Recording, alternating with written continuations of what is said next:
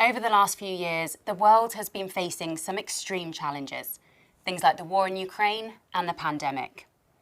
And amongst those headlines, it's easy to miss the more structural trends.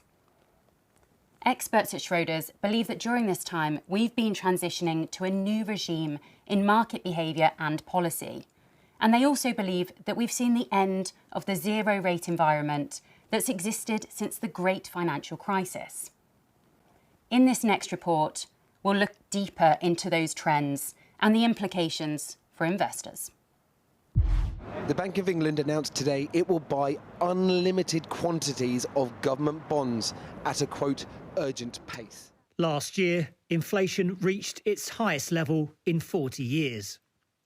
And after years of support to cut rates and trillions of dollars of quantitative easing, central banks had to shift their focus from growth to lowering inflation, even if it means a recession could be on the way.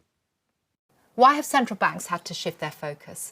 Well, basically, we've seen a deterioration in the trade-off between growth and inflation. We're in a more stagflationary environment. And this has been driven by long-term structural trends such as demographics, deglobalisation and decarbonisation.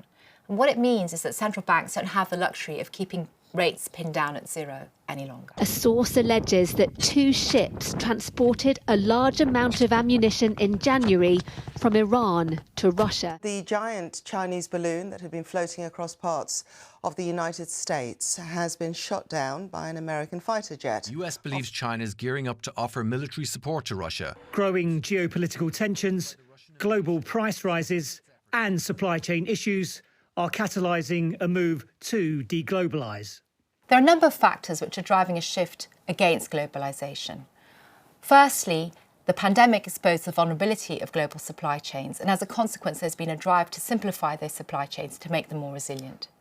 Secondly, against the backdrop of increased income inequality in the West, we've seen greater support for populist policies and also for protectionism.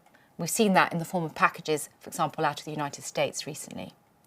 And thirdly, with greater geopolitical tension, security risks also play a part in wanting to reduce the risk in a company's supply chains. Retail, hospitality and leisure companies will be able to claim new one-off grants worth up to $12,000. President Biden promises additional $1,400 payments as part of his $1.9 trillion COVID relief package. The actions I'm announcing today will provide to the vast majority of households £350.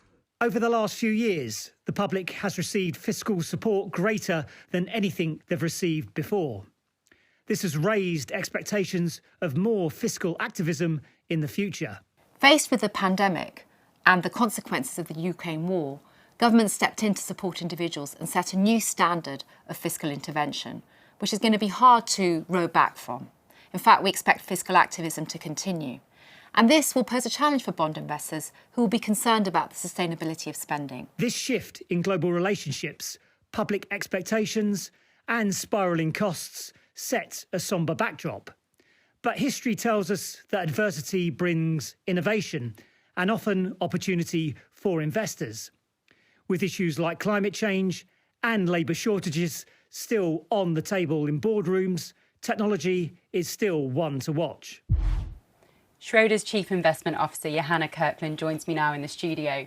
So Johanna, what does this mean for investors? Should they be worried? No, I mean, I think adapting to a new regime always creates uncertainty, but ultimately there's nothing to be worried about. What it means in practice is we're likely to see more of a rate cycle. You know, if you think about the last decade, we had rates pinned at zero for many years. Now we're going to see more of a rate cycle from central banks. And that will benefit strategies which have the ability to adapt to that rate cycle. I think also the return of positive cash rates effectively means that the bird in the hand is worth something, that valuation now matters. And that's something, again, that we need to take into account when building portfolios. We need to recalibrate the kinds of valuations we need to see in order to be enticed into asset classes. Great. So what does this mean for asset allocation?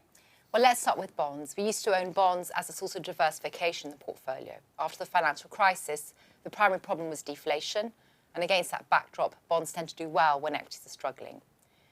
Now they're more positively correlated with equities because we're in a more inflationary environment.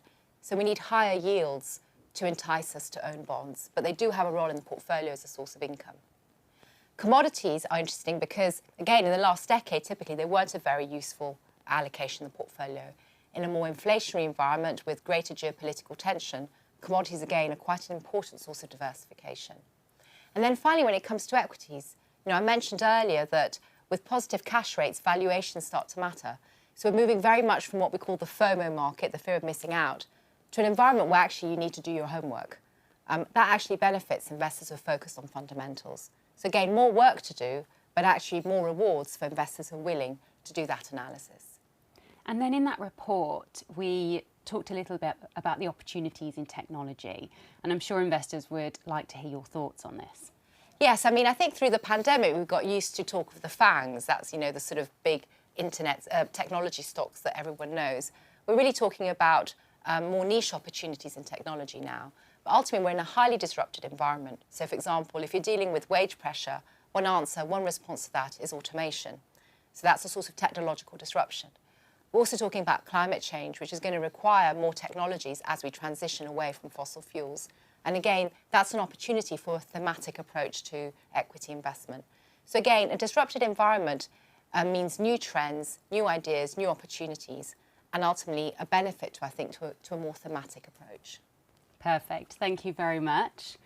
So it seems that inflation is still high on the agenda, but as long as you do your homework, there are still some opportunities to be had. Thanks for watching.